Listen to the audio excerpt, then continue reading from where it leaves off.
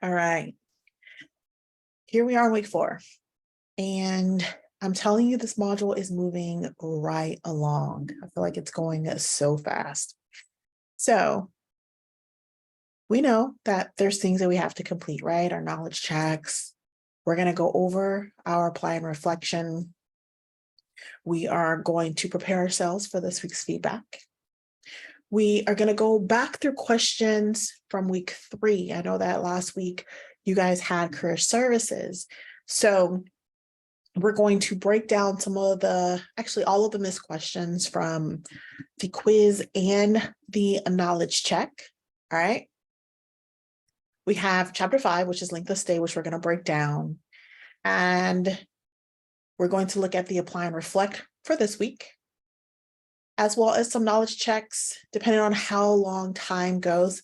And if we do have time, we will jump into a little bit of Quizlet. But if we don't, then I will send you guys the link to this week's Quizlet that'll kind of help prepare you for the weekly feedback.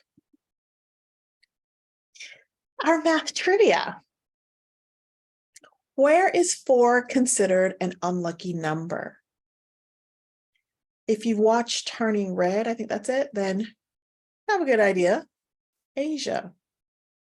And math may not teach us how to add love or subtract hate, but it gives us hope that every problem does indeed have a solution, which I thought that was pretty cool.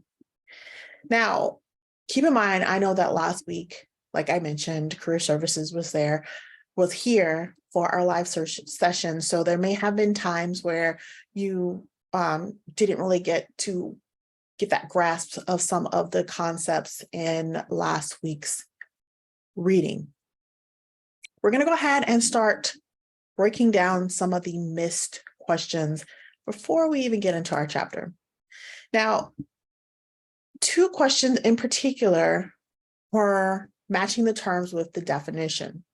Okay, you had appropriate or bed occupancy ratio, percent of occupancy, bed turnover rate, hospital newborn bassinet, occupancy ratio, which is different from bed occupancy, hospital inpatient bed, and certificate of need. In the Quizlet that you guys will get, if we don't have time for it, it'll have all these breaking down in like a flashcard, so you can kind of just go through them and get better acquainted with those particular terms, okay? The next question that came up was a true or false question, actually the next 4. Emergency department beds are considered outpatient beds.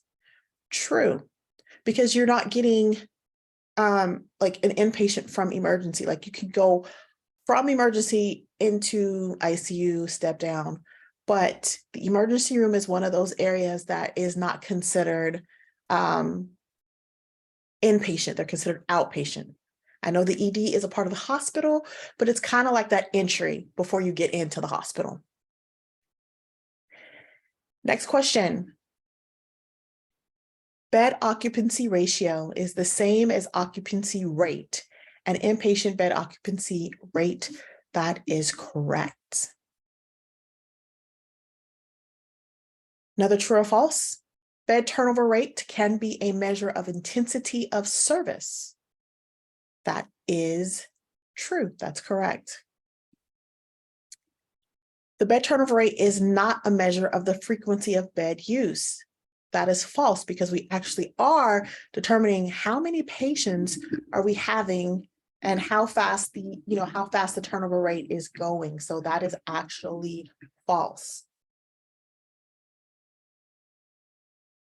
If a hospital facility is licensed for 150 beds and they want to add 25 more licensed beds, they must apply to the state for a certificate of need. They need a certificate of need.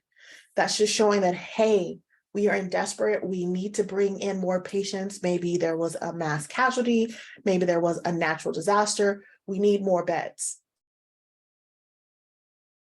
A hospital that is allowed to use its beds for either acute care or skilled care is referred to as a swing bed hospital. They're able to do multiple things. All right, so for the next couple, we're gonna actually work them out, okay? Because we didn't get a chance to do this last week. So I'm going to actually get us into a whiteboard. Okay.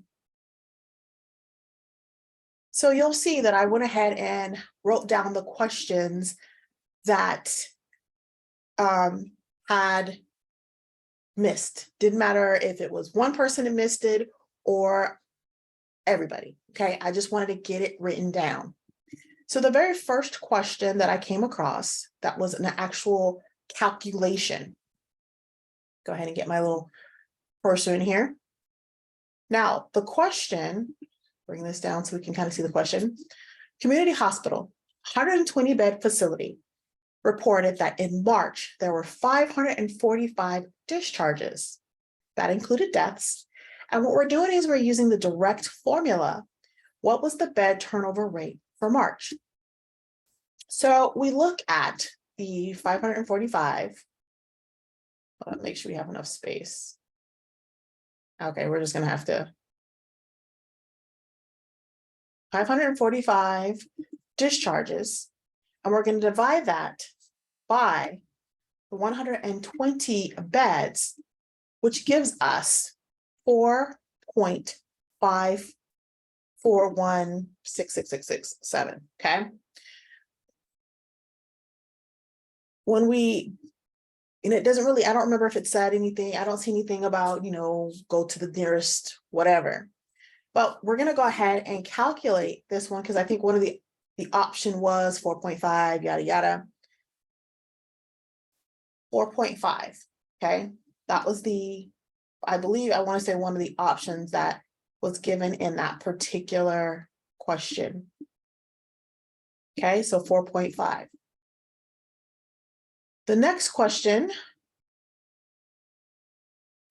during July, a hospital with a bassinet count of 30 provided 874 newborn inpatient service days of care. And what we need to do is calculate the newborn occupancy percentage. Here it's giving us explicit instructions. We're rounding to 1 decimal place, okay? So we take the 874, we're dividing that by 30 beds, but then we're multiplying that by 31 days in July. That gives us 874 divided by 930, okay? Once we divide 874 by 930, we get 0.94 or 94.0%. Okay.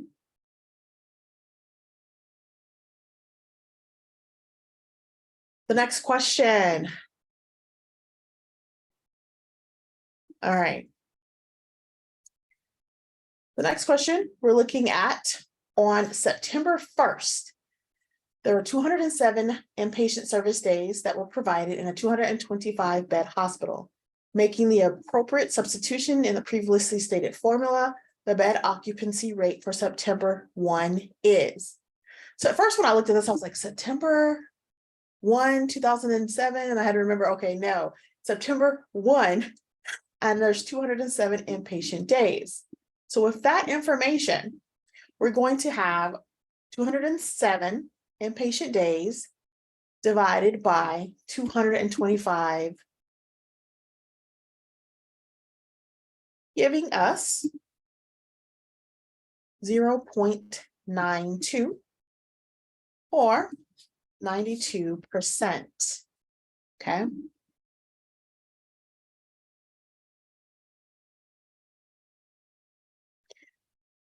All right, we had a question. Which of the following beds should be counted in the bed count? Hospital inpatient beds that should be counted in the bed count. Okay, now we're looking at the bed count days, which was a question that was missed. All right, so for this one, a hospital has a bassinet count of 15. What would the bed count days be for April? So here again, you have to know how many days are in April. You have 15 bassinet days, right? Or 15, yeah. You're multiplying that by your 30, which are the days in April, giving us 450, because you're literally multiplying the amount of bassinets by the days in that particular month.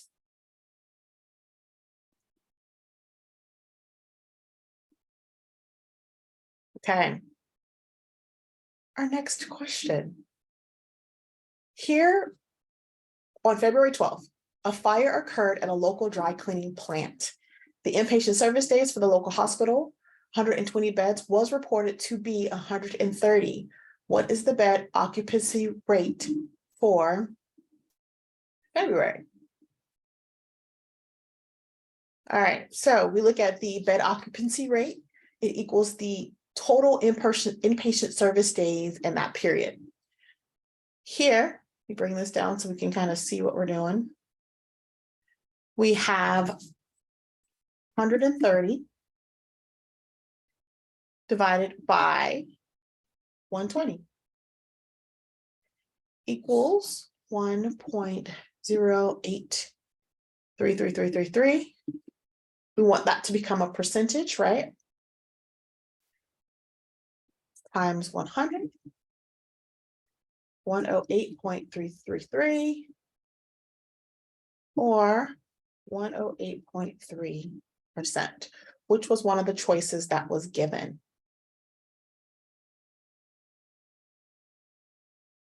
Now that was all from the quiz, okay? From the knowledge check, there was a repeat on the terminology. There was a repeat on emergency department beds are considered outpatient records or outpatient beds. Keep that in mind. There was a repeat on bed occupancy rate is the same as occupancy rate and inpatient bed occupancy rate. And remember, these are hints. So if you see it a couple times, 9 times out of 10, you may see it on your midterm as well. A new one. Bassinets are counted separately from the bed count. Yes, that is true. Remember that children and adults are counted separately from infants. So bassinets would definitely be counted separately as well. True or false, if a specific unit within the hospital has a high bed turnover rate, this could be an indication that the unit can accommodate more patients because the patients have a shorter length of stay. That is true. Okay. Then we get back to some calculations. The first one we're going to look at is our bed counts. Okay. A hospital has 130 beds that are set up and staffed. An earthquake hits the area and all the beds are occupied. Plus 15 additional patients are admitted to a temporary room, half in the cafeteria. What is the bed count for that day? Believe it or not, it's 130. Now, I know you're seeing that there's 15 additional patients that are admitted, but they're in a whole temporary room. At this particular hospital, we are only able to comfortably accommodate 130 patients in our designated area. If you notice anything that's additional, it's not going to be counted with it because half of them are in the cafeteria.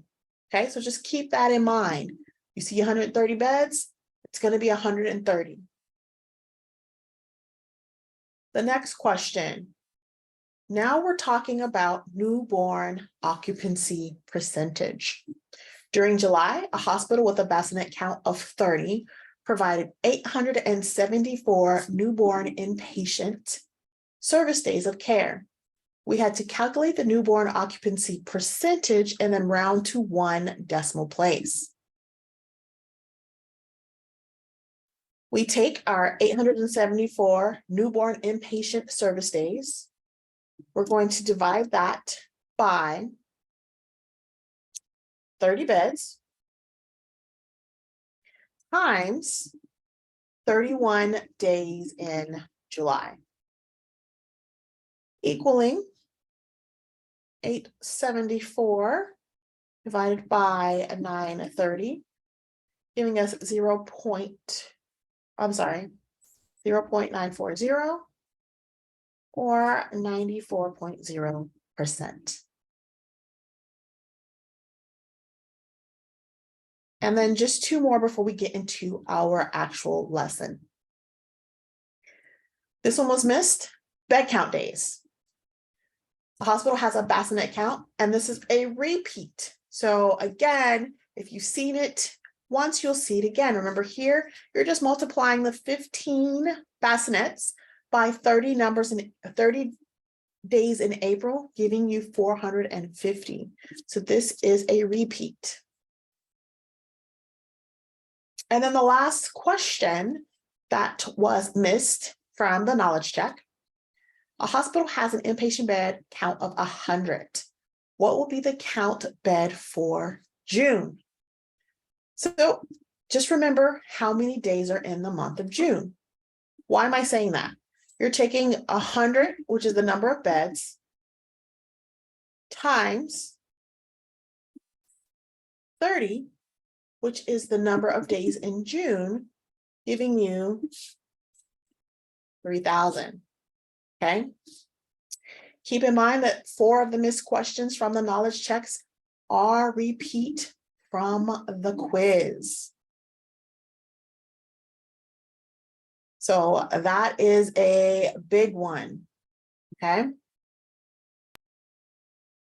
All right. While that's loading, we are going to now look at length of stay. Okay. Quick 40-second long video on just that.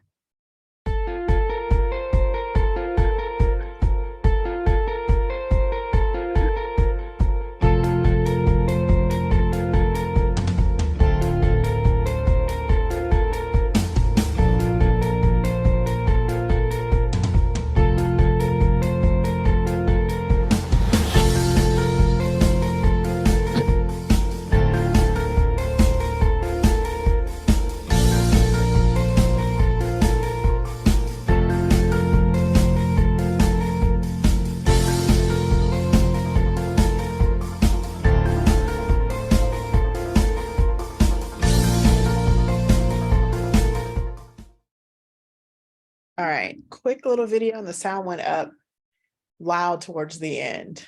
Okay, so talking about the length of stay, couple of objectives. We are going to analyze the length of stay with adult children, and you'll notice that newborns is separate.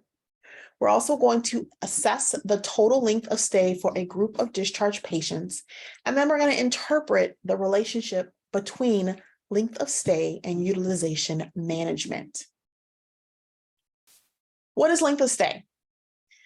It is a clinical metric that measures the length of time that has elapsed between a patient's hospital admittance and discharge.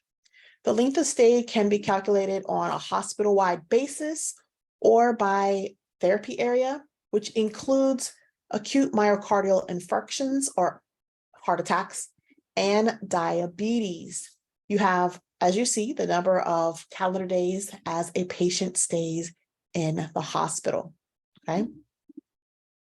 Now, every day that a patient is in the hospital is counted as a discharge day, except ironically, the day of discharge. The length of stay for one patient is determined by subtracting the date of admission from the date of discharge. Discharge is going to include patients discharged alive, as well as those that have become unalived or had died. Patients admitted and discharged on the same day are considered to have 1 day length of stay. So we talk about total discharge days as well. The total sum of the number of days spent in the hospital for each inpatient that was discharged during the time period examined does not matter when the patient was admitted. The normal discharge time from a hospital, we look at the majority of patients are discharged between 13:41 or 1:41 p.m. and 17:46 or 5:46, okay? The median was about 3:50, so somewhere in the middle. And here you look at, Dad, let's make a care plan so that you don't have to return to the hospital. We don't need that, I'm fine. A lot of patients are readmitted to the hospital within 30 days after discharge. All of a sudden, he is ready to make a plan because he's not trying to come back, right? So we look at the length of stay, right? We're counting the days by calendar. This is some of the easier ways. A patient is admitted, for example, to the hospital on March 27th, okay? And discharged on March 30th. We're trying to find out what the patient's LOS was.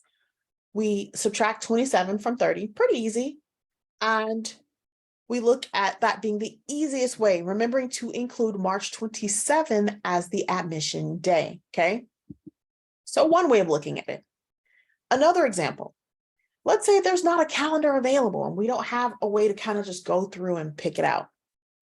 You can calculate the length of stay by listing the dates from admission to discharge. And you kind of see that in front of you, 3:30, 3:31, 4:1, 4:2, 4:3. Do not count the discharge day. Okay, so they were discharged on 4/4, but we're only counting 3:30 to 4:3. Another example, if the patient and the discharge are in the same month, then you can do a lot quicker calculation. Patient comes in on 3:30 or comes in on 3/27. They are discharged on 3:30, 30 minus 27, okay, by subtracting the day portion of the admission and discharge dates. Just another way that you can do that. Now, outpatient length of stay. We're calculating the time spent in outpatient settings.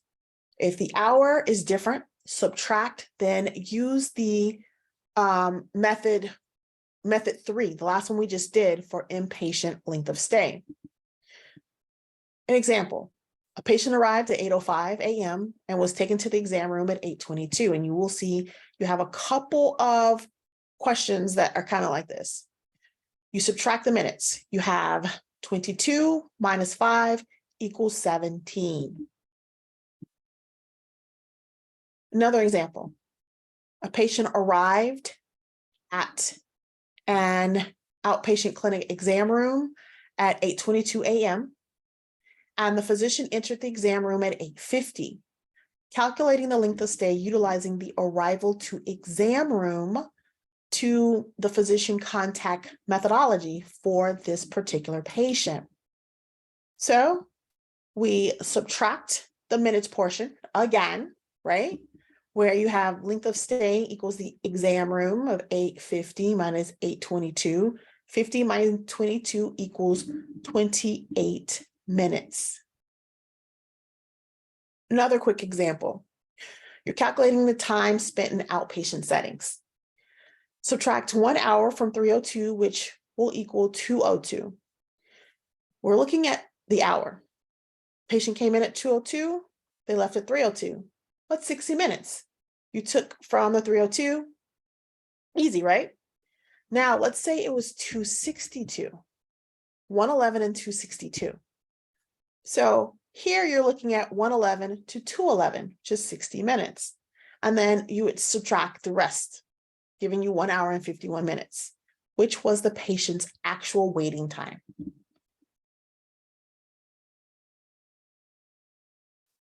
Yet another example.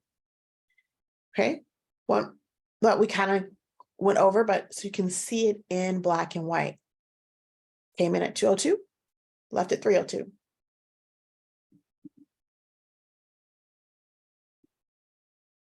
Now, in this slide, we are calculating the length of stay of each patient in the table below. Keep in mind, if there is no year specified, assume it's not a leap year, because if it's a leap year, you're adding an extra day depending on where you're falling and what they're asking. So what is the total length of stay? Well, the very first example, patient was admitted January 10th and discharged January 31st. 31 minus 10, the length of stay is 21 days.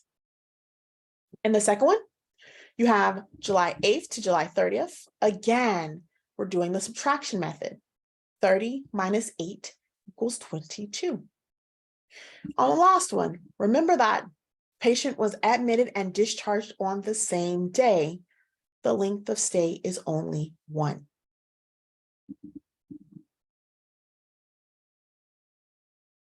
Now, the average number of days inpatient discharges during the period under consideration that the patient stayed in the hospital. This is what we're looking at now. We're talking about the average length of stay, kind of like a median. This is very useful for administration to look at different trends and patterns that may be going on, or maybe they're seeing how patients are receiving different care that's been rendered, or surveys, feedback that they've gotten. This is also referred to as the average duration of hospitalizations. So we're going to calculate the average length of stay for an adult and children patients, not infants or bassinets, okay? Adults and children. Okay, we're using the statistics in the table. We're determining the calculations in the hospital. Our question, calculate the average length of stay for adults and children patients. The average length of stay, we're looking at 67,392 discharged. They're divided by the 672 number of discharged days. So for this particular answer, you're looking at 4.3 for the average length of stay.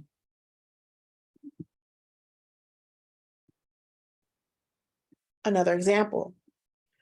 Calculate the average length of stay. Again, here we're looking for newborn patients. It is separate.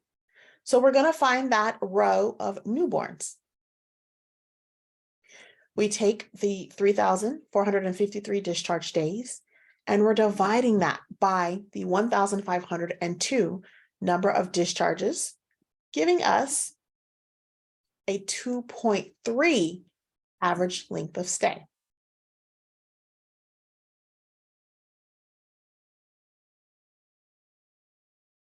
Now you see that most facilities, again, do not include newborns in the formula. So that's really important. They do not include newborns in the formula. So a lot of times you're going to calculate that separately. You see on there, newborns stays are relatively short. So that's a reason why they're not going to keep them in there, because they're relatively short. Newborns stay in the newborn intensive care or the NICU extremely long. So really short or extremely long. So you calculate it differently. Here, we're using the table below to calculate the ANLOS for newborns in each month. And then we're rounding to 1 decimal place. So for the first one, when you divide 278 by 103, you get 2.69, but we're rounding to 1 decimal place. The 9 has the 6 round up to 7, giving us 2.7. And you do that for the rest. 427 divided by 128, 3.33, or 3.3. And then in March, same thing, 247 divided by 107, giving you 2.31, The 1 does nothing to the 3. We round down to 2.3. Now, that is the chapter in a nutshell, okay? The next couple things we're going to go over are directly from your apply and reflection exercises. The one thing I want you to remember is knowing the months of different, or the days in the different months. That's going to be really important when you're answering a lot of these questions, okay? So this one, cut and dry, right? We are just looking at the length of stay for the following patients. Patient A, 625 to 625, admitted and discharged in the same day, right? So we know that that is 1. 625 to 74, you can do the calendar method where you have the calendar up. You can do whichever method you feel comfortable, okay? 625 to 74 is 9 days. Again, 625 to August 1st, 37 days. And then that last one, 625 to September 2nd. You're looking at 69 days. But that's not the only type of question that you're going to see in this week's apply and reflection, right? You're also going to have to determine the average time a patient has been in a certain area. So you're using the information in the table below to answer a couple of questions. One is, how long was the patient's surgery? So we're going to be looking at surgery started at 8:35 a.m. It went on to 9:50. We take 8:35 to 9:35, that gives us 60 minutes. From 9:35 to 9:50, that gave us 15 minutes. So then you add your 60 minutes to your 15 minutes, which would give you a 75-minute surgical procedure, okay? Now another one. Looking at the same chart, let's say we wanted to know how long the total prep time was, which is also another question on this week's apply and reflection. We talk about the patient called back to the prep area at 6:12 a.m. The prep was completed at 7:58 a.m. Again, 6:12 to 7:12 is 60 minutes. From 7:12 to 7:58, it's 46 minutes. We take the 60 plus the 46, we add the minutes together to give us 106 minutes. Okay.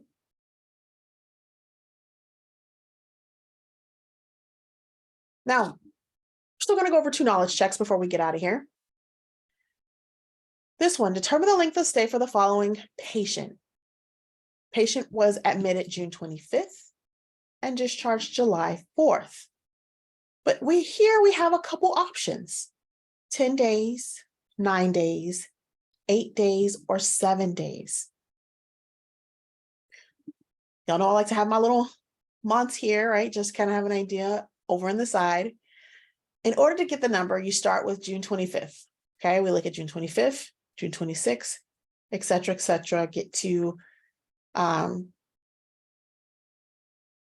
all the way to 1, 2, 3, and July 4th. You count the number of days is 10, but remember, we do not count the discharge day. So for this one, the answer is 9, okay? You do not count the discharge date.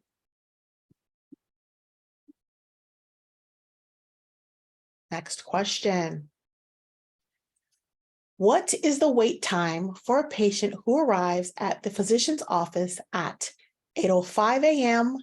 and is seen by the physician at 9:15 a.m.? Again, we're given some options: 68 minutes, 80 minutes, 60 minutes, or 70 minutes. The easiest way, again, is to go from hour to hour, meaning we have 8:05 to 9:05. That gives us 60 minutes. From 9:05 to 9:15 is 10 minutes. 60 minutes plus 10 minutes gives us a total of 70 minutes. Okay. Okay, so I'm going to switch gears and I'm going to kind of preview what you guys are going to be given this evening. Here is a flashcard, all right? And it's a Quizlet where you guys will be given this link today. You'll be able to go through, it's only 12 right now, and then I'm going to be adding the missed questions as well, so keep that in mind. But you'll have the same link as you'll see more and more information is being added. And this is going to just be a tool that you can use as you prepare for your midterm and this week's feedback. You have the option to memorize it. You can do a quick study. And if you are familiar with Quizlet, then you already kind of know.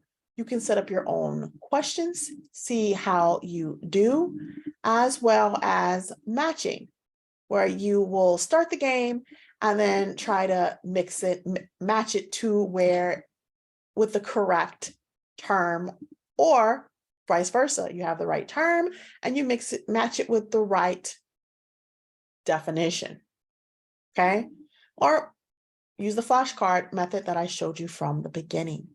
So this will be sent out to you this evening. Also, we're going to kind of use this next week as we prepare for our midterm. Can you believe we're already at midterms? Like, we're going by super speed. So next week is midterms, and we're going to kind of use this again next week. All right. Welcome again to week 4 of HIT 500. For those of you who are watching this week's feedback or this week's live session, the discussion forum is a little bit different. How would you spend your winnings if you won the $6 million lottery and it was completely tax-free? The government's not going to come take any of it. It is all yours tax-free. How would you spend it? Let's talk about it. Math trivia. Remember that 4 is considered an unlucky number in Asia. I like that. I like vacation too. And remember that math may not teach us how to add love or subtract hate, but it gives us hope that every problem indeed has a solution. And we figured out a lot of solutions in week 4, right? We went over chapter 5, length of stay. We did go over missed questions from week 3. Now, if you have any questions that come up, send me your questions, and then I can kind of help you out. Now, if you sent me a question and everyone's gotten it right, then I'll probably send you a message back just saying your answer is correct, etc. But if a lot more people have missed it, you'll definitely see me cover it in our live sessions. This is our wrap up. Happy Tuesday. Have a wonderful rest of your week. And I'm hoping I see everybody for next week's live session, the midterm. All right. Any questions? Any questions? No questions. All right. Awesome. On that note, have a good weekend. You too. Thank you so much. You're welcome. Bye. Okay.